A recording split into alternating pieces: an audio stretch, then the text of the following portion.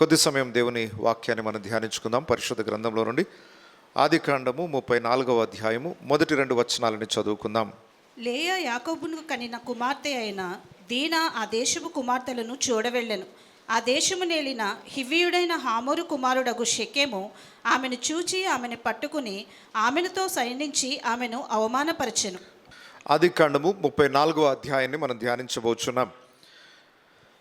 ఇప్పటి వరకు చరిత్ర చాలా అద్భుతంగా అనేకమైన సంఘటనలు మనం చూస్తూ ఆశీర్వాదకరంగా మనము పురుకొల్పబడడానికి సరిపడే ఎన్నో సందేశాలు వింటూ వచ్చాం. 34వ అధ్యాయము ఒక విషాద గాథ, ఒక భయంకరమైన చరిత్ర. ఎందుకు దేవుడు ఈ చరిత్రని పరిశుద్ధ గ్రంథంలో రాయించాడు? దేవుడు బైబిల్లో ఏదైనా చరిత్రని లిఖింపజేశాడు అంటే ఖచ్చితంగా అన్ని తరాల వరకు, క్రీస్తు రాకడ వరకు ఉన్న ప్రజలందరికీ అవసరమైన పాఠాలు దాంట్లో ఉంటాయి అని మనం గ్రహించాలి. పరిశుద్ధ గ్రంథంలో ఏది కూడా వ్యర్థంగా లిఖించబడలేదు. ప్రతి సందర్భము మన ఆత్మీయ మేలు కొరకు, క్షేమాభివృద్ధి కొరకే వ్రాయబడ్డాయి. వాటిని గ్రహించి వాటి నుండి పాఠాలు నేర్చుకొని మన జీవితాలను కట్టుకుంటే క్రీస్తు రాకడ కొరకు మనం సిద్ధపడగలుగుతాం. ఇక్కడ జరిగిన సంఘటన ఏంటి అంటే, యాకోబుకు 12 మంది కుమారులలో 11 మంది కుమారులు జన్మించారు. ఇంకా బెన్యామీను జన్మించలేదు. 11 మంది కుమారుల తరువాత ఒక కుమార్తె జన్మించింది. ఆమె పేరు దీనా. వారు షెకెము అనే ప్రాంతంలో నివాసం చేస్తూ ఉన్నారు. ఆ ప్రాంతంలో నివాసం చేస్తుండగా దీనా అనే యవనస్తురాలు ఆ పట్టణపు అమ్మాయిలను చూడడానికని ఒకసారి ఈ పట్టణం ఎలా ఉందో చూసి వస్తానని బయటికి వెళ్ళగానే ఆ ప్రాంతానికి చెందిన నాయకుని యొక్క కుమారుడు షెకెము అనే వ్యక్తి చేత ఆమె అవమానపరచబడింది. ఈ సంఘటనను మనము ఎందుకు బైబిల్లో చదువుకోవాలి, ఈరోజు ఎందుకు దాని గురించి ఆలోచన చేసి ఆదివారం ఆరాధన సమయంలో ఆ సంఘటనలు ధ్యానం చేయాలి అని అంటే, ఖచ్చితంగా ఇందులో సంఘము నేర్చుకోవాల్సిన ప్రాముఖ్యమైన పాఠాలు ఉన్నాయి. మొట్టమొదటిగా ఈ చరిత్రలో ఇన్వాల్వ్ అయి ఉన్న ప్రతి వ్యక్తి మనకేదో ఒక లెసన్ నేర్పిస్తాడు. మొట్టమొదటిగా యాకోబు యొక్క మిస్టేక్స్ చాలా కనబడతాయి ఈ అధ్యాయంలో. యాకోబులో చాలా మంచి లక్షణాలు చూసాము. దేవునితో పెనుగులాడిన అనుభవం ఉంది, దేవుని కొరకు నిలబడిన అనుభవం ఉంది. అలాగే దేవునికి వ్యతిరేకంగా తన జీవితంలో చేసిన కొన్ని పొరపాట్లు కూడా ఉన్నాయి, బలహీనతలు కూడా ఉన్నాయి. బైబిల్లో మనము భక్తులు అనగానే వాళ్ళు ఏ లోపం లేదు అనుకోవడానికి వీలు లేదు.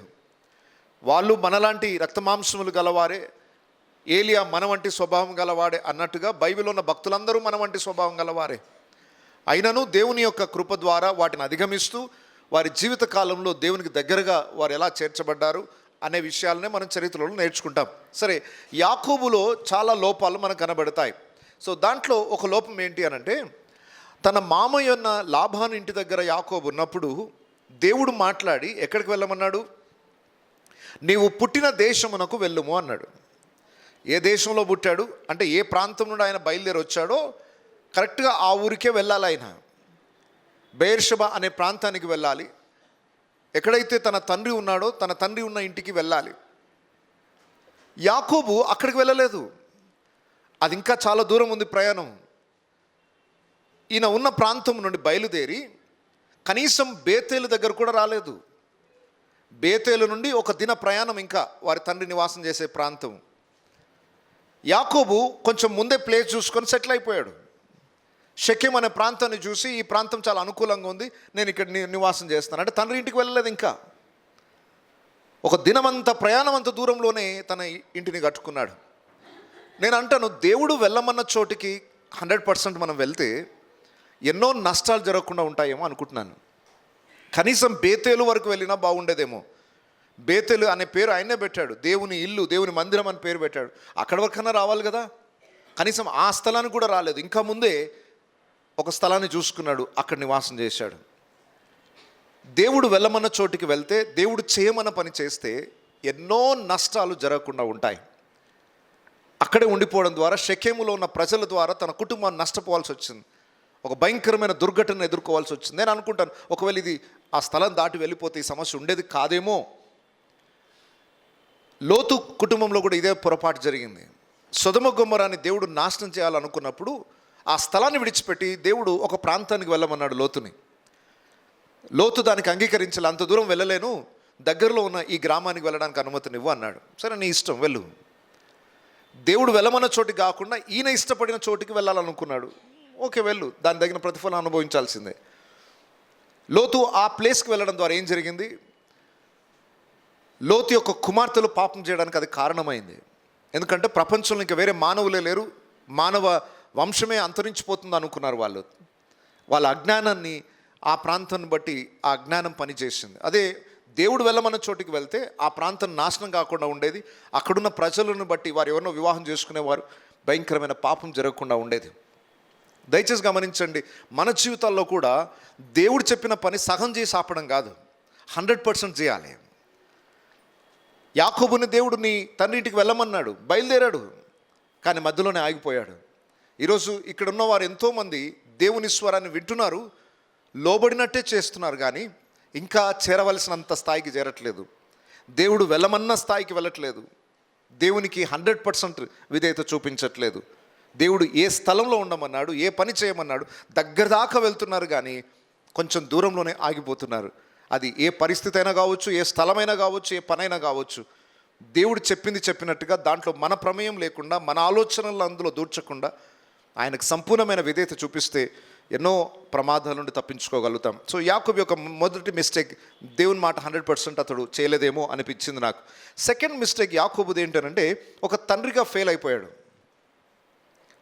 ఒక తండ్రిగా ఆయన ఫెయిల్ అయిపోయాడు అంటాను. ఎందుకు ఫెయిల్ అయినానంటే, యాకోబు తన పిల్లలందరినీ సమానంగా ప్రేమించలేదు. చాలా స్పష్టంగా తెలిసిపోయింది మనకు. ముందు చాప్టర్లోనే, ముందు అధ్యాయంలోనే మనకు తెలిసిపోయింది, యాకోబు తన పిల్లల్ని సమానంగా ప్రేమించలేదు. ఏశావును ఎదుర్కోవడానికి మొదటి గుంపును ఎవరిని పంపాడు అంటే అర్థం ఏంటి? ఫస్ట్ చచ్చిపోతే వాళ్ళు చచ్చిపోని, ఏదైనా అపాయం ఎదురైతే వాళ్ళకి ఎదురైనా పర్వాలేదు. సరే, దాసీలను వారి పిల్లల్ని ముందు పెట్టాడు. నెక్స్ట్ రోల్ ఎవరిని పెట్టాడు? ఎందుకు రాహేల్ ఎందుకు పెట్టలేదు? సరే, ఇద్దరిని సమానంగా ఎందుకు పెట్టలేదు అంటే, లేదు, అక్కడే తెలిసిపోతుంది యాకోబు యొక్క మైండ్ సెట్. లేయాను వాళ్ళ పిల్లలందరినీ పెట్టాడు. ఒకవేళ ఏదైనా ప్రమాదం ఎదురైతే ఈ గుంపైనా పర్వాలేదు, నాకు నష్టమైనా పర్వాలేదు, లాస్ట్కి ఎవరిని పెట్టాడు అంటే అక్కడ మీకు పక్షపాతం అర్థమైపోయింది. యాకోబు యొక్క పిల్లలు బహుశా తండ్రికి అటాచ్ కాకపోవడానికి ఇది మెయిన్ కారణం కావచ్చు. తండ్రితో సరైన సహవాసం, సరైన ప్రేమ అనుబంధాలు వాళ్ళకి లేవు కాబట్టి ఖచ్చితంగా తండ్రికి విరుద్ధమైన పనులు, తండ్రికి బాధను కలుగజేసే స్థితికి ఆ పిల్లలు దిగజారిపోయారు. ఒక ఫాదర్గా యాకోబు ఫెయిల్ అయిపోయాడు.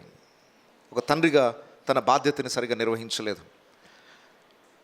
11 మంది కుమారులలో ఒక్క కుమార్తె పుట్టింది. యాకోబు ఒక్కటే కుమార్తె కదా అని గారాభంగా పెంచినట్టు నేను అనుకోను. లేయా కుమార్తె కాబట్టి అంతగా పట్టించుకోలేదేమో అనుకుంటాను నేను. ఆమె ఎటు వెళ్ళిందో తెలియదు, ఆయనకి ఎక్కడికి వెళ్తుందో తెలియదు. ఒక బాధ్యత రహితమైన తండ్రిగా ఉన్నాడు అనుకుంటున్నాను. ఒకవేళ తల్లి ప్రేమ, తల్లి గారాభం ఉండొచ్చేమో, కానీ తన కుమార్తె ఎక్కడికి వెళ్ళింది, ఏ పని నిమిత్తం వెళ్ళింది అని తెలుసుకోలేనంత స్థితిలో, ఆమెను పట్టించుకోలేనంత స్థితిలో యాకోబు ఉన్నాడేమో అనుకుంటాను నేను. తర్వాత వచనాల్లో కూడా చూస్తాం యాకోబు యొక్క కుటుంబం విషయంలో, తన పిల్లల విషయంలో ఎలాంటి నిర్లక్ష్య వైఖరి కనపరుస్తాడో తర్వాత వచనాల్లో మనం చూస్తాం. నెక్స్ట్ ఇక్కడ దీనా జీవితం నుండి కూడా కొన్ని విషయాలు గ్రహించాలి. దీనా చేసిన మిస్టేక్ ఏంటి అంటే, అప్పటి వరకు 11 మంది అన్నదమ్ముల మధ్యలో పెరిగింది. సహజంగా ప్రతి చిన్నబిడ్డలకి ఉండే ఆలోచన ఏంటంటే, వారి వయసులో ఉన్న పిల్లలు ఎవరైనా ఉంటే ఆడుకోవడానికి ఇష్టపడతారు. ఇంట్లో అందరు అన్నదమ్ములే, ఒక్క చెల్లి కూడా లేదు, తోడుగా స్నేహితులు ఎవరు లేరు. ఇంతకాలం ఇంట్లో బందీ గృహంలో ఉన్నట్టున్నది, సడన్గా ఒక కొత్త ప్రాంతానికి వచ్చారు.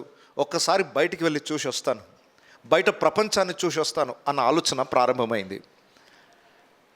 దీనాలో ఉన్న ఒక్క మిస్టేక్ ఏంటి అని అంటే, ఒక్కసారి బయటి ప్రపంచాన్ని చూసి వస్తాను, నేను అక్కడేం తప్పు చేయను, ఉట్టి చూసి వస్తాను. చూసి రావడానికి వెళ్తే అయిపోయింది లైఫ్. చిన్న బిడ్డలు తల్లిదండ్రుల సమక్షంలో పెరుగుతూ ఉంటారు. ఒక ప్రాయంకి వచ్చేసరికి తల్లిదండ్రుల నుండి దూరం వెళ్ళిపోయి లోకంలో ఏదో ఆనందించాలనుకుంటారు.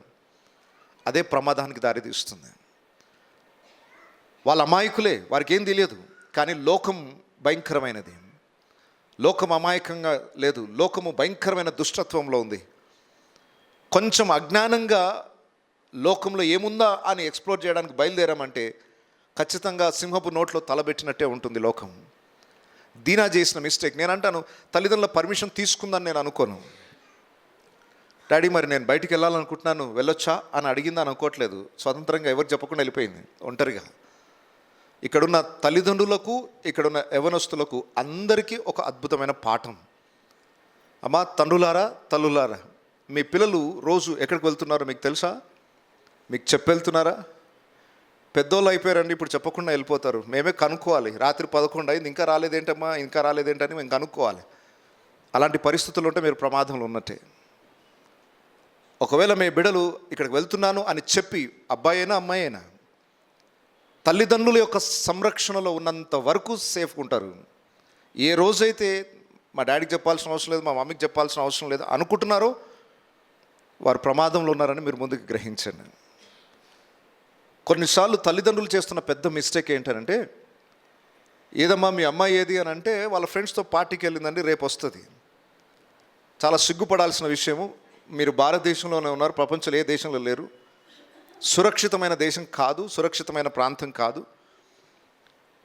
మా ఫ్రెండ్ వాళ్ళ పిల్లల ఫ్రెండ్స్ మంచోళ్ళే అని నువ్వు అనొచ్చు. మీరు రోజు న్యూస్లో చూసుకుంటూ కూడా మీకు ఇంకా అవగాహన రాకపోతే దానికి ఎవరేం చేయలేరు. ఎన్నో ప్రమాదాలకి దారి తీసిన సందర్భాలు ఏంటో తెలుసా? ఇలా ఫ్రెండ్స్ తోటి బయటికి వెళ్ళి నష్టపోయిన వాళ్ళే ఉన్నారు ఎక్కువ శాతం. ఫ్రీడమ్ అవసరం, కానీ ఫ్రీడమ్ లిమిట్స్ ఉన్నాయి. హద్దులు లేని స్వతంత్రత ప్రమాదానికి దారి తీస్తుంది. ఎక్కడికి వెళ్తున్నారు, ఎందుకు వెళ్తున్నారు, ఎవరితో వెళ్తున్నారు, ఈ విషయాలు ఈరోజు పట్టించుకునే స్థితిలో తల్లిదండ్రులు కూడా లేరు. ఇంకా ఎంకరేజ్ చేస్తున్నారు పేరెంట్స్. మీకెందుకండి, మా అమ్మాయి ఫ్రెండ్స్ తోటి వెళ్ళింది, మా అబ్బాయి ఫ్రెండ్స్ తోటి వెళ్ళి మీకెందుకు, మీరెందుకు జోక్యం చేసుకుంటున్నారు మా ఫ్యామిలీలో అని అడగాల్సిన పరిస్థితి. అంటే అమ్మా మీ కుటుంబాన్ని కట్టుకోండి అని ఎవరికైనా చెప్పాలన్నా ఈరోజు భయపడాల్సిన పరిస్థితి వచ్చింది. ఎందుకనంటే ఇప్పుడున్న ట్రెండ్ ప్రకారం ఆ స్వతంత్రత ఉంది, మనం అడగొద్దు ఇప్పుడు ఎవరిని. జాగ్రత్త, మీ కుటుంబాన్ని మీరే చేతులారా పాడు చేసుకుంటున్నట్టు అవుతుంది. సో తల్లిదండ్రులు, మీ బిడ్డల గురించి మీరు శ్రద్ధ తీసుకోకపోతే, వాళ్ళు అలా వదిలేస్తే, వాళ్ళు ఏం పాపం అమాయకులు, వాళ్ళకేం తెలియదు. కానీ బయట ప్రపంచం ఎలా ఉంది అని ఒక్కసారి బయటికి వెళ్తారు, చూసి రావడానికి వెళ్తారు పాపం. కానీ తెలియకుండానే వారు ఆ భయంకరమైన ఊరిలో పడిపోతారు. అమెరికా దేశంలో ఉన్న ఒక కల్చర్ ఏంటంటే, 18 సంవత్సరాల వయసు రాగానే పిల్లలు తల్లిదండ్రులు వదిలేసి వెళ్ళిపోవాలి బయటికి. ఖచ్చితంగా వాళ్ళ కాళ్ళ మీద వాళ్ళు బ్రతకాలి, వాళ్ళు పనులు చేసుకోవాలి, ఎక్కడికైనా వెళ్ళిపోవాలి, ఇంట్లో ఉండొద్దు, తల్లిదండ్రులతో పాటు ఉండొద్దు 18 సంవత్సరాలు దాటితే. అక్కడ 18 సంవత్సరాలు దాటినాక వెళ్ళిపోవాలి, కానీ 16 నుండే స్టార్ట్ చేస్తున్నారు ఇంట్లో నుండి బయటికి వెళ్ళిపోవడం. అక్కడున్న కల్చర్ ప్రకారము పిల్లలు వెళ్ళిపోవాలి. నేను బాగా ఆలోచిస్తున్నప్పుడు నాకు అర్థమైంది, అమెరికా ఆధ్యాత్మికంగా ఎందుకు పతనమైంది అని ఆలోచిస్తుంటే ఇది కూడా ఒక రీజన్. 16 సంవత్సరాల నుండి 18 సంవత్సరాల నుండి తల్లిదండ్రులను సంరక్షణ నుండి బయటికి వెళ్ళిపోయి స్వతంత్రంగా వారి సొంత డెసిషన్ తీసుకొని వెళ్ళాలనుకుంటే, అప్పటి వరకు మంచి సంరక్షణలో ఉన్న వాళ్ళు బయటికి వెళ్ళగానే కొత్త ప్రపంచాన్ని చూస్తారు. అబ్బో ఎంత అద్భుతంగా ఉంది ఈ ప్రపంచం అనుకున్నారని అయిపోయింది. 16 to 18 ఇయర్స్లో వాళ్ళ జీవితాన్ని కట్టుకునేంత జ్ఞానం వచ్చేస్తుంది అంటారా? కరెక్ట్గా తప్పటడుగులు వేసే వయసు అది. ఆ టైంలోనే వాళ్ళని ఆ పక్షిని విడిచిపెట్టినట్టుగా విడిచిపెట్టేస్తున్నారు. అందుకొరకే అమెరికా భయంకరమైన పతనానికి దారి తీసింది. నేనంటాను, వివాహం అయ్యేంత వరకు పిల్లలు తల్లిదండ్రుల సమక్షంలో ఉండడమే క్షేమం. వివాహం అయిన తర్వాత కూడా, వాళ్ళ పిల్లలు పుట్టిన తర్వాత కూడా తల్లిదండ్రుల ఆధీనంలోనే ఉంటే మీరు ఏదో పొరపాటు జరుగుతుంది. ఇంకా మా తాతనే పోషిస్తాడు మమ్మల్ని, మా తాతనే వాళ్ళే చూసుకుంటారు అనే పరిస్థితి రావద్దు. ఓకే, అప్పటికి అయిపోయింది. పెళ్ళి అయిపోయిన తర్వాత ఇక నీ కుటుంబాన్ని నువ్వు కట్టుకోవాలి, అది బాధ్యత వారిని అప్పగించేశారు. వయసు ఎంత పెద్దగా పెరిగినా, ఎంత మంచి ఉద్యోగాలకు వెళ్ళినా, వివాహం అయ్యేంత వరకు అమ్మాయి కానీ అబ్బాయి కానీ తల్లిదండ్రుల యొక్క సంరక్షణ, వారి అధికారం కింద ఉంటేనే వారికి క్షేమం. ఎక్కడికి వెళ్తున్నా తల్లిదండ్రులకు చెప్పి వెళ్ళడం అలవాటు చేసుకోండి. యవనస్తులకు చెప్తున్నాను, మీరు ఎక్కడికి వెళ్ళినా ఏం చేస్తున్నా ఇన్ఫర్మేషన్ మీ తల్లిదండ్రులకు ఇవ్వండి. ఎందుకనంటే వాళ్ళు మీ గురించి కేర్ తీసుకునే వాళ్ళు. కొన్నిసార్లు తల్లిదండ్రుల యొక్క రెస్ట్రిక్షన్స్ మనకు కష్టం అనిపిస్తాయి పిల్లలకి. సో నన్ను టిపికల్ ఫాదర్ అని పిలుస్తారు, పర్వాలేదు, ఏమని పిలిచినా పర్వాలేదు, బట్ వాళ్ళ క్షేమాన్ని గురించి నేను ఆలోచించాల్సిందే. కొన్నిసార్లు వాళ్ళ ఫ్రెండ్స్తో బయటకు వెళ్ళాలి అని అనుకుంటే పర్మిషన్ అడుగుతారు. వాళ్ళు ఇప్పటికి కూడా అడుగుతారు. వాళ్ళు బెంగళూరులో ఉన్న, డాడీ మరి మా ఫ్రెండ్స్ తోటి ఈరోజు డిన్నర్కి వెళ్తున్నాం, ఓకే అని మేము చెప్పినాకనే వెళ్తారు అక్కడికి. నో అని ఒకవేళ మేము అన్నాము అని అంటే మనసులో వాళ్ళకి బాధ ఉన్నా, నో అన్నారు కాబట్టి మా డాడీకి ఇష్టం లేదు, మా మమ్మీకి ఇష్టం లేదు అని ఇద్దరు పిల్లలు ఆ మాటకి ఈరోజు విధేయత చూపిస్తున్నందుకు నేను చాలా సంతోషిస్తాను. దేవుని యొక్క కృపను బట్టి మేము ఆనందిస్తూ ఉన్నాం. అయితే అది వారి అంతం వరకు కాపాడుకోవాలన్నది మా ఆశ. ఎప్పుడైతే ఆ క్రమశిక్షణలో పిల్లలు ఉంటారో వాళ్ళు ఎంత దూర ప్రాంతంలో ఉన్నా మనకు ఒక ధైర్యం ఉంటుంది, మా బిడ్డలు మా మాట జవదాటట్లేదు, మా క్రమశిక్షణలో ఉన్నారు, వాళ్ళు ఎక్కడికి వెళ్తున్నా మా మాట వింటున్నారు. అది మనకు ధైర్యాన్ని ఇస్తుంది. ప్రతి తల్లిదండ్రులు వారి పిల్లల విషయంలో ఆ విధమైన క్రమశిక్షణ అవసరం. ఎందుకు అనంటే వారిని వివాహమయ్యేంత వరకు వారు ఒక కుటుంబముగా వారి సొంత జీవితాన్ని వారు ప్రారంభించేంత వరకు తల్లిదండ్రులంగా మన మీద ఆ బాధ్యత ఉంది. వాళ్ళకి ఏ నష్టం జరిగినా మన మీద ఆ బాధ్యత ఉంది. సో దయచేసి గమనించండి. మీరు అనొచ్చు, సార్ ఇప్పుడు లోకం మారిపోయింది, ఇప్పుడు ఎవరి లైఫ్ వాళ్ళదే, పిల్లలకు మనకు ఆ స్వతంత్రత ఇవ్వాలి, మరీ పూర్వకాలంలాగా మనం చేయొద్దు, వాళ్ళకంటూ కొంచెం ఫ్రీడమ్ ఇవ్వాలి, అమ్మాయి అయినా అబ్బాయి అయినా అని కొంచెం ఓవర్గా మాట్లాడే వాళ్ళు ఎవరైనా ఉంటే చెప్తున్నాను, సమాజం మాత్రము మంచిది కాదు. మీరు మంచోళ్ళే, మీ పిల్లలు మంచోళ్ళే, లోకం మంచిది కాదు. యాకోబు మంచోడే, దీన అమాయకురాలే, కానీ షెకెము ప్రాంతం మంచిది కాదు. కనాను దేశం అప్పటికే పాడైపోయింది. అబ్రహాము కాలంలోనే దేవుడు అన్నాడు, ఈ దేశం ఆల్రెడీ పాడైపోయింది, ఇంకా పాపం పరిపక్వం కావడానికి కొంచెం టైం ఉంది, ఆ తర్వాత నేను ఈ కనానీయులను మొత్తం తొలగించేసి నీ సంతానానికి స్వాస్థ్యంగా ఇస్తానన్నాడు దేవుడు. ఎప్పుడో అబ్రహాముకి చెప్పాడు. అప్పుడే కనాను దేశము పాపంతో నిండిపోయింది. అలాంటి ప్రజల మధ్యలో నీ కుటుంబం ఉంటుంది కనుక ఏం పర్వాలేదులే అని మనము అనవసరంగా ఓవర్ ఫ్రీడమ్తో ఆలోచన చేస్తే, ఓపెన్ మైండ్ ఉండాలి సార్, ఓపెన్ హార్ట్ ఉండాలని. దయచేసి గమనించండి, క్రమశిక్షణకు ఓపెన్ మైండ్ ఓపెన్ హార్ట్ కాదు. దేవుని నియమ నిబంధనలు కొన్ని ఉంటాయి, దాన్ని మీరి మనము లోకాన్ని ఫ్రీడమ్ ఇచ్చినామంటే ఖచ్చితంగా నష్టాన్ని చూడాల్సి వస్తుంది. నేను అమెరికాకు వెళ్ళినప్పుడు ఒక క్యాంటీన్లో కూర్చొని మేము బ్రేక్ఫాస్ట్ చేస్తూ ఉన్నాం, టీవీలో న్యూస్ వస్తున్నాయి. అమెరికా దేశంలో మెక్సికన్ దేశానికి బార్డర్, అమెరికా బార్డర్, మెక్సికన్ నుండి కొంతమంది దుండగులు వచ్చి అమెరికాలోనున్న ఒక 12 సంవత్సరాల అమ్మాయిని పాడు చేశారు. చేసి అక్కడ నుండి మళ్ళీ పారిపోయారు, వాళ్ళు బార్డర్స్ దాటి పారిపోయారు. ఆ న్యూస్ వస్తుంటే నాకు చాలా ఆశ్చర్యం కలిగింది. ఇది లోనే జరుగుతుంది అనుకున్నాను, అమెరికాలో కూడా ఇలాగే జరుగుతుందా? చాలా సెక్యూర్ దేశం, చాలా మంచి సంరక్షణ కలిగిన దేశం, అంత ఈజీగా నేరాలు జరగవు అక్కడ, చాలా రూల్స్ స్ట్రిక్ట్గా ఉంటాయి, అన్నీ బాగుంటాయి. ఇలాంటి దేశంలో కూడా ఇవి జరుగుతాయా అని అనుకుంటే పక్కనే మెక్సికన్ నుండి వచ్చిన ఒక సహోదరి ఉంది, ఆ కాన్ఫరెన్స్కి వచ్చిన ఇంకొక సహోదరి ఉంది, ఆమె మెక్సికన్ నుండి వచ్చింది. ఆమె చెప్తుంది, మా మెక్సికన్స్ ఈ అమెరికాకి ఇలా దొంగచాటును వచ్చి ఇలాంటి పనులు చేస్తారు కాబట్టి అమెరికన్స్ మమ్మల్ని ద్వేషిస్తూ ఉంటారు, వాళ్ళ దృష్టిలో మేము అసహ్యంగా ఏరిపోయినాం, వీళ్ళు చేయబట్టి మా దేశం కొరకు ప్రార్థన చేయండి అంటుంది. అంటే ఆమె దేశం యొక్క సమస్యను చెప్పుకుంటుంది. అమెరికాలో చూస్తే అక్కడ అదే పరిస్థితులు ఉన్నాయి. అదే టైంకి ఎందుకో తెలియదు తెలుగు న్యూస్ నేను చూస్తుంటే ఇక్కడ ఇండియాలో అదే సంఘటన జరిగింది. ఇదేంటి విచిత్రంగా ఉంది అంటే, ప్రపంచవ్యాప్తంగా మనిషి చెడిపోయిన స్థితిలోనే ఉన్నాడు. అమెరికా కానీ, ఇండియా కానీ, మెక్సికన్ కానీ, ఏ దేశమైనా మానవుడు చెడిపోయిన స్థితిలో ఉన్నాడు. లోకమంతా చీకటికి అమ్ముకొని ఉంది. ఏ దేశమైనా ఏదో ప్రభుత్వం సెక్యూరిటీ ఇస్తుందో, పోలీస్ సెక్యూరిటీ ఉంటుందో, సమాజం డెవలప్ అయిపోయింది, అలాంటి ప్రమాదాలు జరగవు అనుకోవడానికి వీలు లేదు. ఎవరి సంరక్షణ వారు కలిగి ఉండాలి, ఎవరి కుటుంబాన్ని వారు సంరక్షించుకోవాలి. అలా చేయకపోతే మనం చేతులారా మన కుటుంబాలని పాడు చేసుకున్న వాళ్ళం అవుతాం. సో దయచేసి గమనించండి, ఇక్కడ యాకోబు యొక్క నిర్లక్ష్యం, తన బిడ్డలను గురించి పట్టించుకోలేదు. తన కుమార్తె ఎక్కడికి వెళ్తుందో తెలియదు, ఆమె చెప్పి వెళ్ళలేదు, ఎక్కడికి వెళ్తున్నామని ఈయన అడగలేదు, అలా ఫ్రీడమ్ ఇచ్చేసాడు. ఆ ఫ్రీడమే ప్రమాదానికి దారి తీసింది. సరే, అక్కడ జరిగిన సంఘటనకి మనకు తెలుసు. షెకెము ఆమెను బలవంతం చేసి పాడు చేసిన తర్వాత మరలా పెళ్లి చేసుకోవాలనుకున్నాడు. వాళ్ళ తండ్రిని పిలిపించాడు. డాడీ వెళ్ళి వాళ్ళ డాడీతో మాట్లాడండి, నేను పెళ్లి చేసుకోవాలనుకుంటున్నానంటే వాళ్ళ తండ్రి యాకోబు దగ్గరకు వచ్చి మాట్లాడుతున్నాడు. ఇప్పుడు యాకోబు దగ్గరకు వచ్చి వాళ్ళ తండ్రి మాట్లాడుతూ, అయ్యా మరి వివాహం చేసుకోవాలనుకుంటున్నామంటే యాకోబు తన నిర్ణయాన్ని చెప్పాలి. చేయాలనుకుంటున్నాడా వద్దనుకుంటున్నాడా, ఈయన అభిప్రాయం ఏంటో చెప్పాలి. ఈయన ఏం మాట్లాడలేదట. ఆగండి, మా కొడుకులు పొలం దగ్గరికి వెళ్ళారు, వాళ్ళు వచ్చాక మాట్లాడతాను. అవును, వాళ్ళు వచ్చాక వాళ్ళ డెసిషన్ తీసుకోవాలా, నువ్వు తీసుకోవాలా? కుటుంబ యజమానిగా ఒక సమస్య తలెత్తినప్పుడు దానికి పరిష్కారం ఆలోచించాల్సింది ఎవరు? కుటుంబ యజమాని. ఒకవేళ ఏ రోజైతే ఒక తండ్రిగా, ఒక భర్తగా నీ రెస్పాన్సిబిలిటీని నువ్వు కోల్పోతావో, నీ బాధ్యత రహితంగా ప్రవర్తిస్తావో, ఆ బాధ్యతను ఇంకొకరి చేతికి అప్పగిస్తావు. ఇప్పుడు ఆ కుమారులు యవనస్తులు వాళ్ళ ఆవేశంతో వచ్చి తీసుకునే నిర్ణయం ఏంటి? ఏం అనుభవం ఉంది వారికి జీవితం పట్ల? వారు తీసుకునే నిర్ణయాలు ఎంతవరకు సమంజసంగా ఉంటాయి? యాకోబు ఏమాత్రం రియాక్ట్ కాలేదు అక్కడ. ఆగండి, మా కొడుకులు వచ్చాక చూస్తా. అవును, నీ అభిప్రాయం ఏంటి? ఈ సమస్యలో నువ్వు పరిష్కారం ఏం చేయాలనుకుంటున్నావు? యాకోబు ఇక్కడ ఏం డెసిషన్ తీసుకోలేదు, పిల్లలకు వదిలేశాడు. సరే, పిల్లలకు వార్త తెలిసింది, వాళ్ళ కుమారులకు వార్త తెలిసింది ఇలా జరిగిందని. వారు చాలా ఆవేశానికి గురయ్యారు. ఇది ప్రాక్టికల్గా ఆలోచిస్తే సహజంగానే ఈ సంఘటన ఎక్కడ జరిగినా ఖచ్చితంగా కుటుంబీకులు అది కోపావేశాలకు గురవుతారు. ఆవేశంతో వాళ్ళు వచ్చారు. వచ్చిన తర్వాత షెకెము యొక్క తండ్రి అక్కడున్న పెద్దలందరూ వచ్చి మాట్లాడుతున్నప్పుడు, పెద్దలలో మాట్లాడుతున్నప్పుడు ఎవరు డీల్ చేయాలి ఈ సమస్యని? పెద్దలే డీల్ చేయాలి. యవనస్తులు వచ్చి డీల్ చేస్తున్నారు దాన్ని. సహజంగా మేము చిన్న ఉన్నప్పుడు పెద్దలు ఎవరైనా మాట్లాడుకుంటే పిల్లలు అక్కడ కూర్చొని మాట్లాడనిచ్చేవాళ్ళే కాదు. పిల్లలు అసలు కూర్చొని కాదు. యవనస్తులైనా కూడా నోరు మూసుకుని వెళ్ళిపోవాల్సింది. అసలు కనీసం పెద్దలు కూర్చొని చర్చించుకుంటున్నప్పుడు యవనస్తులు కూడా నిలబడద్దు అక్కడ.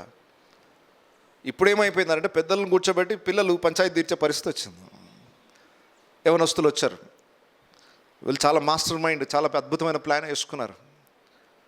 అయ్యా, మీరు అన్యులు, మేమేమో ఇజ్రాయిలీలము, దేవుని నియమ నిబంధనలను బట్టి సున్నతి చేసుకున్న వారికే మేము మా పిల్లల్ని ఇస్తాము, అన్యులకు మేము ఇవ్వము అని అన్నారు. మరి ఇవ్వాలంటే ఏం చేయాలి అని అంటే, మీరందరూ కూడా పురుషులందరూ సున్నతి చేయించుకుంటేనే మా అమ్మాయిని మీకు ఇవ్వగలుగుతాం అన్నారు. అంటే ఒక మంచి దీని వెనక ఒక ప్లాన్ వేసుకున్నారు వాళ్ళు. ఆ ప్లాన్ అక్కడున్న వాళ్ళకి ఎవరికి తెలియదు. సమస్య పరిష్కారం అయిపోయింది అనుకున్నారు, వెళ్ళిపోయారు. షెకెము వాళ్ళ వారి పట్టణస్తులందరూ కూడా, పురుషులందరూ కూడా సున్నతి చేసుకున్నారు. చేసుకున్న తర్వాత వారు బాధలో ఉన్నప్పుడు 3వ రోజున 2 సహోదరులు, షిమ్యోను, లేవి, ఈ 2 సహోదరులు కత్తులు తీసుకొని ఆ దేశంలో ఉన్న పురుషులందరినీ చంపేశారు. ఒకసారి ఆలోచన చేయండి. వాళ్ళు చేసిన పొరపాట్లు చాలా ఉన్నాయి. ఒకటి, అసలు సున్నతి ఆచరించుట అనేది దేవుడు అబ్రహాంకి ఇచ్చిన నియమ నిబంధన. దేవుని ప్రజలని పిలవడానికి దేవుడు ఏర్పాటు చేసిన ఆ నిబంధన ఎంత ఈజీగా అన్యజనులను వారిని చంపడానికి వీళ్ళు దీన్ని వాడుకున్నారు. అన్యజనులు కూడా ఓకే, మీ అమ్మాయిని మాకు ఇస్తున్నారు కదా, సంతోషం, దానికి మాకేం ఇబ్బంది లేదు, మీ ఆచారాలు మేము పాటిస్తాం అని వాళ్ళు కూడా ఏకీభవించారు. అంటే దానికున్న విలువని, దానికున్న నిబంధనని చాలా ఈజీగా కొట్టిపడేశారు. దీన్ని ఇప్పుడున్న ట్రెండ్ ప్రకారం మనం ఆలోచన చేస్తే, మన అబ్బాయి కానీ అమ్మాయి కానీ ఒక అన్యుని ప్రేమించి అన్యురాలని ప్రేమించి పెళ్లి చేసుకోవాలనుకున్నారు. మనం క్రైస్తవ కుటుంబాలుగా మనం ఏం నియమ నిబంధనలు పెట్టుకున్నామంటే, అయ్యా మేము ఉట్టి క్రైస్తవులకే ఇస్తాం, అన్యజనులకు మేము ఇవ్వకూడదు అంటే, వాళ్ళు ఏమంటారంటే, అవునా అయితే మేము కూడా క్రైస్తవం అయిపోతాం, బ్యాప్టిజం తీసుకుంటాం. ఇప్పుడు బ్యాప్టిజమ్స్ ఉన్నాయంట కదా, మా అబ్బాయికి ఇప్పించేస్తాం, మా అమ్మాయికి ఇప్పించేస్తాం అంటే, బ్యాప్టిజం తీసుకుంటే అయిపోయింది ఇక క్రైస్తవుడా అంటే కాదు. అందుకొరకే పౌలు అంటాడు, శరీరమందు చేయబడిన సున్నతి కాదు, హృదయమందు సున్నతి చేయబడాలి. బ్యాప్టిజం అంటే ఏదో ఆచారం, బ్యాప్టిజం తీసుకొని మేము క్రైస్తవ మతంలో కలిసిపోతాం అంటే కాదు. ఏదో పెళ్లి కోసమో ఏదో కుటుంబాల కోసమో బ్యాప్టిజంని వాడుకోకూడదు. నమ్మి మారు మనస్సును పొంది బాప్తీసం పొందిన వాడే రక్షింపబడతాడు. విశ్వాసము మారు మనస్సు లేకుండా ఉట్టి నీటి బాప్తీస్మము చెల్లదు, అదొక ఆచారం లాగా అయిపోతుంది. సో ఈరోజు చాలామంది అలాగే చేసుకున్నారు, బ్యాప్టిజం తీసుకున్నారు, పెళ్లి చేసుకున్న తర్వాత నిజస్వరూపం బయటపడుతుంది. అదేంటి సార్, అప్పుడు చర్చికి వెళ్ళనిచ్చేవాళ్ళు కదంటే, అప్పుడు వెళ్ళనిచ్చేవాళ్ళం ప్రేమలో ఉన్నప్పుడు. పెళ్ళి అయిపోయిన తర్వాత ఇక చర్చికి వెళ్ళనివ్వరు, ఎందుకనంటే నువ్వు నా మార్గంలో నడవాలని. ఎన్నో కుటుంబాలు అలాంటి పరిస్థితికి దిగజారిపోయాయి. సో దయచేసి గమనించండి, ఇక్కడ వీరు చేసిన ఇంకొక మిస్టేక్ ఏంటి అని అంటే, వీళ్ళిద్దరికి ఎందుకు రోషం వచ్చింది, మిగతా అన్నదమ్ములకు ఎవరికి రాలేదా అంటే, ప్రతి కుటుంబంలో కొంచెం సైలెంట్గా ఉండేటోళ్ళు ఉంటారు, కొంచెం రోషం ఉన్న వాళ్ళు కూడా ఉంటారు. సో అందరూ ఒకలాగా ఉండరు. కాబట్టి ఇద్దరికి కొంచెం దుడుకుతనం ఎక్కువ ఉందా అనుకుందాం. మరొక కారణం ఏంటంటే, వీళ్ళిద్దరికే సొంత చెల్లి అవుతుంది ఆమె. అంటే లేయా కుమార్తె, వీళ్ళు లేయా కుమారులు. కాబట్టి మిగతా సహోదరుల కన్నా వీళ్ళకి కొంచెం రోషం ఎక్కువ. నా చెల్లి అనే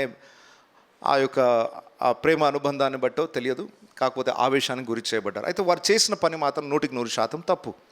వాళ్ళని నమ్మించి మోసం చేయించి, ఇలా చేసుకుంటే మా అమ్మాయిని ఇస్తాం అనే మాట ఒప్పుకొని సమాధానపడినట్టుగా చేసి మోసయుక్తంగా కుయుక్తిగా వారి దేశంలో ఉన్న పురుషులందరినీ చంపేయడం, ఇది సరైన పద్ధతి కాదు. జస్టిస్ కొరకు పోరాడడం వేరు, న్యాయం కావాలి, చట్ట ప్రకారం ఒక శిక్ష పడాలి అనేది వేరు. కానీ మోసపూరితంగా ఆ దేశ ప్రజలందరినీ కూడా చంపడం అనేది ఇది దేవుని దృష్టికి మంచిది కాదు, సమాజం దృష్టికి కూడా మంచిది కాదు.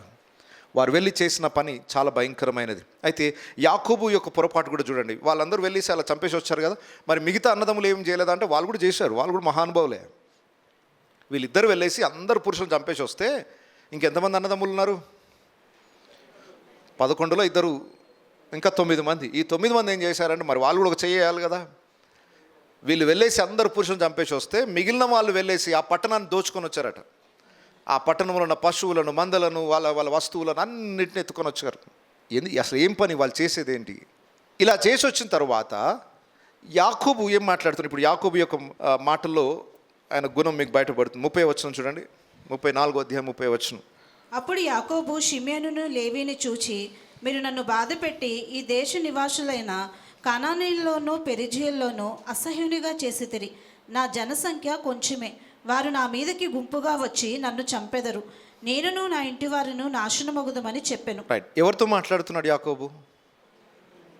తన సొంత కొడుకులతోటేనా? యాకోబు మాట్లాడిన మాటల్లో ఏమైనా లోపాలు అనిపించాయా మీకు? ఏం లోపాలు ఉన్నాయి? భాషా లోపం ఏమైనా ఉందా? ఏమంటున్నాడు చూడండి.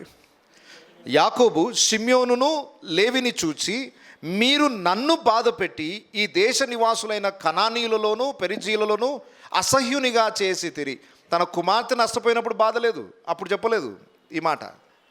వీళ్ళు వెళ్ళి ఆవేశంతో ఏదో చేసేసరికి నన్ను చాలా బాధ పెట్టారు మీరు. సరే, ఏ విధంగా మాట్లాడుతున్నాడు చూడండి. అప్పుడు యాకోబు షిమ్యోనును లేవిని చూచి, మీరు నన్ను బాధపెట్టి ఈ దేశ నివాసులైన కనానీయుల్లోనూ పెరిజీయుల్లోనూ అసహ్యునిగా చేసితిరి. నా జనసంఖ్య కొంచెమే. ఏమనాలి అక్కడ? ఆగండి, కొంచెం గ్రామటికల్ మిస్టేక్ ఉంది అక్కడ. నా జనసంఖ్య కొంచెమే. నా ఏంటి మరి వీళ్ళేంటి? ఏమనాలి వాళ్ళ యాకోబు? మన జనసంఖ్య చాలా తక్కువ.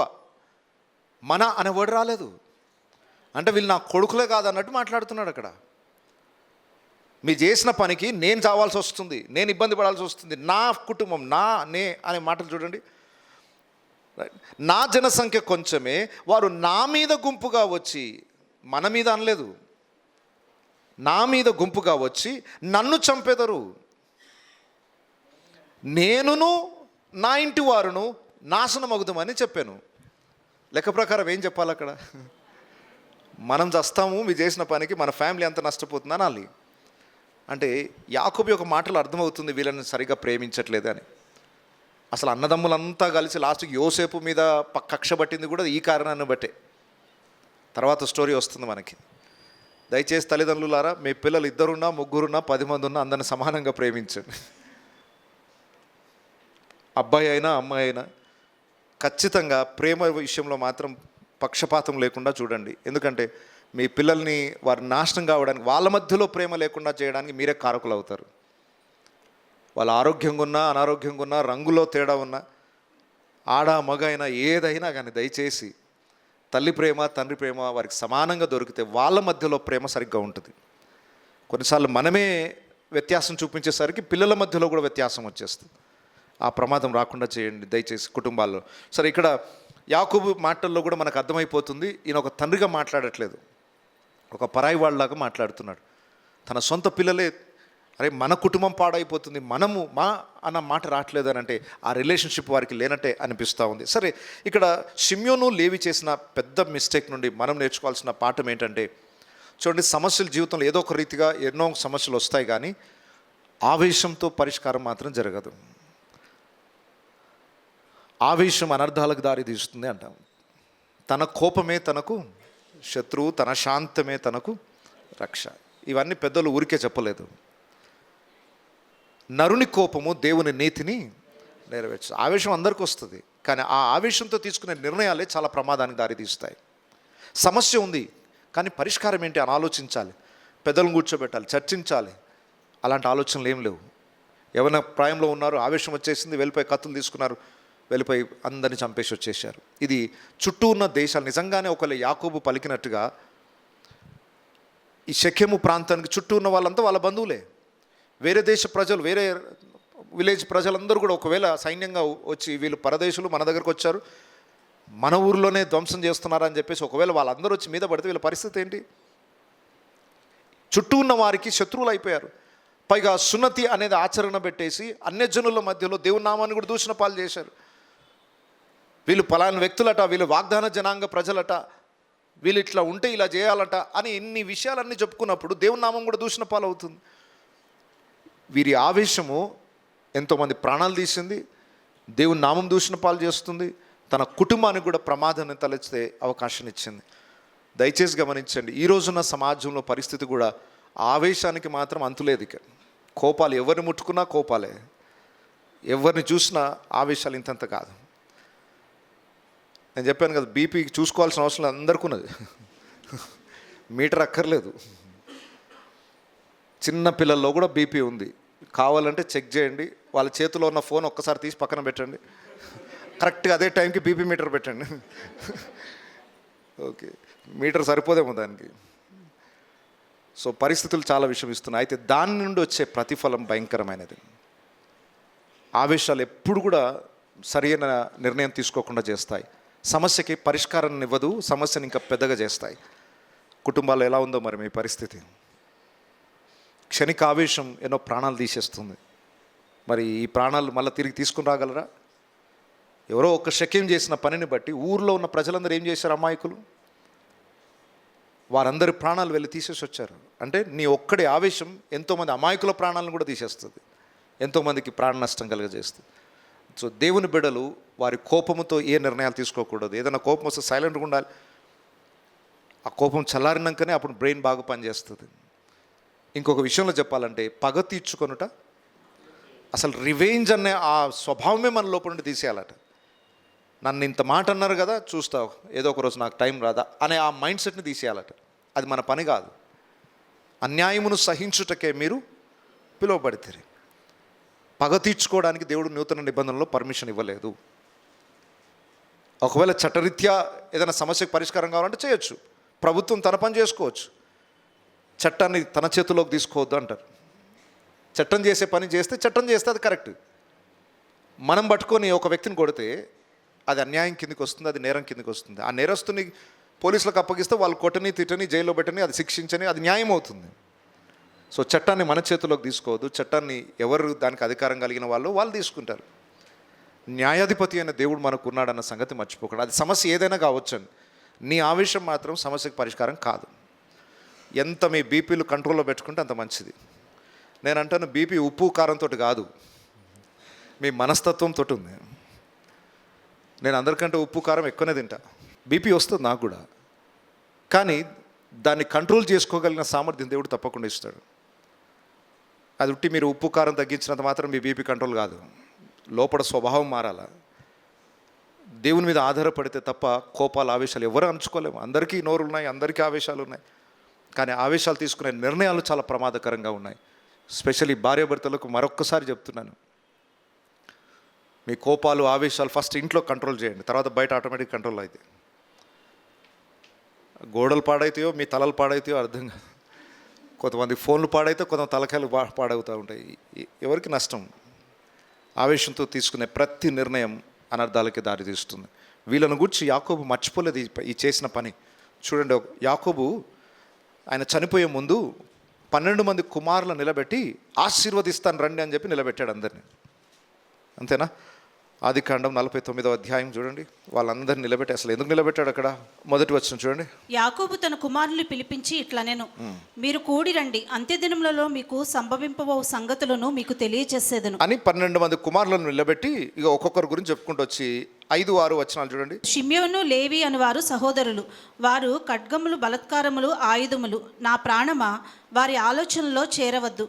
నా ఘనమా, వారి సంఘముతో కలుసుకొనవద్దు. వారు కోపము వచ్చి మనుషులను చంపిరి. తమ స్వేచ్ఛ చేత ఎద్దుల గుదిగాలి నరములను తెగగొట్టిరి. వారి కోపము వేండ్రమైనది, వారి ఉగ్రతయు కఠినమైనది. అవి శపింపబడును. యాకోబులో వారిని విభజించదను, ఇజ్రాయిల్లో వారిని చెదరగొట్టెదను. ఎందుకు?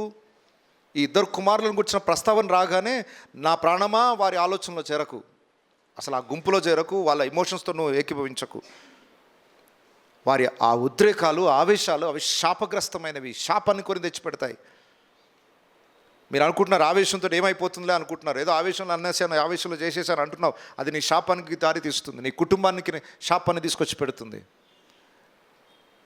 యాకోబు తన వృద్ధాప్య వయసులో చనిపోయే సమయంలో కూడా 2 కుమారులు చేసిన పనిని మర్చిపోలేదు ఇంకా ఆయన. దాని ఎఫెక్ట్స్ ఎలా ఉంటాయో చెప్తున్నాడు. దీన్ని బట్టి మీ భవిష్యత్తు అంతా ఆధారపడింది. ఇగో మీ భవిష్యత్తులో ఏం జరగబోతుందో చెప్తాను రండి అని పిలిచాడు. మీ ఆవేశము మీ తర్వాత తరాలకు కూడా నాశనం తీసుకొచ్చి పెడుతుంది. సమాజంలో మీకు గౌరవం లేకుండా చేస్తుంది, ప్రేమ లేకుండా చేస్తుంది, సమాధానాన్ని పోగొట్టేస్తుంది. మీ ద్వారా ఇతరులకు నష్టాన్ని కలుగజేస్తుంది. ఆస్తి నష్టం, ప్రాణ నష్టం, పరువు నష్టం. బంధువులు దూరం అవుతారు, స్నేహితులు దూరం అవుతారు, కుటుంబాలు విచ్ఛిన్నం అవుతాయి. ఒకటా రెండా కోపంతో వచ్చే నష్టాలు. అట్టి వాటితో నువ్వు ఏకీభవించకు నా ప్రాణమా. సామెతల గ్రంథంలో రాయబడింది, కోపిష్టులతో సహవాసం చేయకండి అంట. ఇది అంటువ్యాధి కూడా, మీకు తెలుసో లేదో. కరోనా కన్నా డేంజరస్ అంటువ్యాధి. పక్కనోడు బీపీ పేషెంట్ ఉంటే ఆటోమేటిక్ మనకు కూడా బీపీ వస్తుంది. అయిన దానికి కాని దానికి వాళ్ళు మనకు కోపం తెప్పించేస్తారు అంతే. ఎంత ప్రశాంతంగా ఉన్నోడైనా పక్కన కోపిస్తుని కూర్చోబెడితే ఆటోమేటిక్ బీపీ రైజ్ అవుతుంటుంది పక్కనోడికి. అలాంటి వారితో నా ప్రాణమా కలవకు, వాళ్ళతో ఏకీభవించకు. ఈరోజు యాకోబు తన కుమారులను గురించి పలికిన మాట, ఒకసారి పరలోకమందున తండ్రి మనల్ని చూసినప్పుడు మన ఆవేశాలు, మన క్రోధాలు చూసి ఆయన ఏమంటాడు, మన భవిష్యత్తును ఎలా డిసైడ్ చేస్తాడు, మన తత్వాన్ని చూసి ఆలోచన చేయండి. మీ బీపీ లెవెల్స్ అన్నీ కూడా కంట్రోల్ చేసుకోండి. దేవుని వాక్యం యొక్క ఆధీనంలోనికి రండి. ఆహార పదార్థాలే కాదు, ఆలోచన విధానాన్ని మార్చుకోండి. వాక్యానికి విధేయత చూపించండి. ఈ అధ్యాయంలో ఇంకొక విషయాన్ని మనం గమనించవచ్చు. దేవుడు అన్న మాట ఉండదు. ఇంత పెద్ద సమస్య ఉంది కదా, మరి యాకోబు పిల్లలు కానీ, దేవా ఏంటి మా కుటుంబంలో జరిగిన ఈ పరిస్థితి ఏంటి, దీనికి పరిష్కారం ఏంటి, నువ్వేం చేయమంటావు నాయనా అని దేవుని దగ్గర విచారణ చేసినట్టు కనబడిందా? ఒక సమస్య వచ్చినప్పుడే కదా దేవుని దగ్గరికి వెళ్ళాలి. అంటే ఆవేశంతో నిర్ణయాలు తీసేసుకుంటున్నారే తప్ప దేవుని దగ్గరికి వెళ్ళి, దేవా మాకు ఒక సమస్య వచ్చింది, దాన్ని ఎట్లా పరిష్కరించాలి, జ్ఞానం నువ్వునైనా అని వాళ్ళు దేవుని సహాయాన్ని కోరుకోలేదు. ఈరోజు మనుషుల జీవితాలు అలాగే ఉన్నాయి. సమస్యలు రాగానే, పరిస్థితులు రాగానే సొంత ఆలోచనలు, సొంత ఆవేశాలు, వాటితో పరిగెత్తుతూనే ఉన్నాము. ఒక్కసారి ఆగండి, ఇక్కడ దేవుడు ఏం చేస్తాడు, సరే జరిగింది ఏదో జరిగింది, ఇప్పుడు నెక్స్ట్ ఏంటి, మనం ఎలా జీవించాలి, ఎక్కడ మిస్టేక్ జరిగింది, ఇంకోసారి జరగకుండా ఏం చేయాలి, దేవుని చిత్తం ఏంటో తెలుసుకోవాలన్న ఆలోచన, యెహోవా యొద్ద విచారణ చేయాలన్న ఆలోచనే ఈ అధ్యాయంలో మనకు కనబడదు. ఇదే విచారకరమైన స్థితి. చూడండి, సమస్యలు కొన్నిసార్లు మన చేతుల్లో ఉండదు, కొన్ని ఆటోమేటిక్గా వచ్చేస్తాయి మన సమస్యలు. కానీ దాని తర్వాత ఏంటి అనేది చాలా ప్రాముఖ్యం. ఆ సమస్యలలో మనం ఎలాంటి నిర్ణయాలు తీసుకోవాలి, ముందు అడుగు ఎలా వేయాలి, అది దేవుని చేత నడిపించబడితేనే క్షేమం. వాళ్ళెవ్వరు కూడా యెహోవా యొద్ద విచారణ చేయలేదు. పైగా తన కుమారులను పిలిచి వాళ్ళని ఇలా గద్దిస్తుంటే కుమారులు కూడా, అయ్యో తప్పు చేశాం తండ్రి సారీ అని కూడా రావట్లేదు వాళ్ళు. అవును కరెక్ట్ చేశాం మేము. ఒక వేశ్యడల మా చెల్లిని చేసిన వ్యక్తిని అలా చేయకపోతే ఎట్లా అని వాళ్ళు చేసిన తప్పుని సమర్థించుకుంటున్నారే తప్ప, అయ్యో తప్పు అయిపోయింది ఏదో ఆవేశంతో చేశాం అనే క్షమాపణ గుణం కూడా కుమారులకు రాలేదు. ఈ రోజుల్లో పరిస్థితి అలాగే, అయ్యా నువ్వు తప్పు చేశావంటే చాలు వాళ్ళకి ఇంకా బీపీ రెండంతలు అవుతుంది. మీరు తప్పు చేశారు, మారు మనసు పొందండి అని అంటే అలా చెప్పినందుకు ఇంకా కొంచెం ఆవేశం ఎక్కువైపోతుంది. ప్రజలు వారి తప్పుని ఒప్పుకోవడానికి ఇష్టపడట్లేదు. దాన్ని ఒప్పుకొని అయ్యో తప్పు అయిపోయింది క్షమించండి అనే మాట రావట్లేదు. తప్పుని సమర్థించుకునే రోజులు వచ్చేసాయి. తప్పుని అదే న్యాయం అనుకునే పరిస్థితులు వచ్చేసాయి. సో ఈ విషాదకరమైన స్థితి అప్పుడెప్పుడో జరిగింది, కానీ ఈనాడు సమాజం యొక్క దుస్థితి ఇదే. క్రైస్తవ కుటుంబాలు చాలా జాగ్రత్త కలిగి దేవుని యొక్క మార్గంలో నడుస్తున్నాం అనుకుంటూనే మనం దేవుని విరుద్ధమైన పనులు చేస్తున్నాం. యాకోబు ఇప్పటివరకు చూసాం, అంత బాగానే ఉంది కదా, దేవునితో పెనుగులాడాడు, దేవుని ఆశీర్వాదం అన్నీ బాగున్నాయి. అన్ని బాగున్న ఫ్యామిలీలో కూడా ప్రాబ్లమ్స్ తలెత్తుతాయి, జాగ్రత్త.